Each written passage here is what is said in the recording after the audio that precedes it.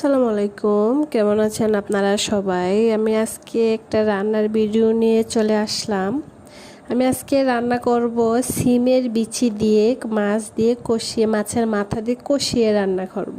এটা হচ্ছে একটা আনকমন রেসিপি। এটা আমি আমার পাশের ফ্ল্যাটের ভাবির কাছ থেকে পেয়েছিলাম। দেখে আমি একটু পেঁয়াজটা ভেজে মশলা মাছটা দিয়ে এখানে সব মশলা দিয়ে দিয়েছি, সাথে টমেটো দিয়েছি। অবশ্য আমার টমেটো একটাই ছিল, এই জন্য একটাই দিয়েছি। টমেটো একটু বেশি দিলে ভালো হয়।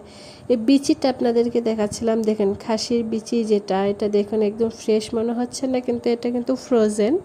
আমি এটাকে হালকা হলুদ আর লবণ দিয়ে সিদ্ধ একটু ভাপ দিয়ে এটাকে আমি ফ্রিজে রেখে দিয়েছিলাম। এভাবে রেখে দিলে কি হয়, কালারটা কোনো অন্যরকম হয় না। দেখুন এটা কিন্তু একদম ফ্রেশ কালারের মতোই লাগছিল। তো আমি এটাকে এখান দিয়ে দেখুন মাছটাকে মাথাটা দিয়ে কষিয়ে নিচ্ছিলাম। আমি পাঙ্গাস মাছের মাথা দিয়ে করছিলাম যেন ওরকম বেশি কাটা কাটা না হয়, এই জন্য। কারণ পাঙ্গাস মাছের মাথা কিন্তু এত বেশি কাটা কাটা হয় না। অন্য মাছের মাথা কিন্তু বড় মাছ বাদে অন্য যে কোনো মাছের কাটা কিন্তু কাটা কাটা হয়ে যায়। এই জন্য আমি এখন দানাগুলো দিয়ে দিলাম।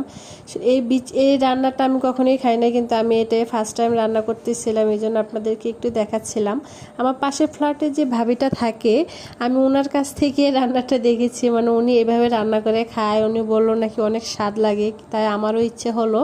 এটা অবশ্য যখন বেঁচে ছিল তখনকার কথা, ওনাকে আমি দেখেছিলাম রান্না করে, তাই আমারও আজকে ইচ্ছে হলো যে আমি আচ্ছা আমার তো ফ্রোজেন বিচে আছে, আমি একটু ট্রাই করি।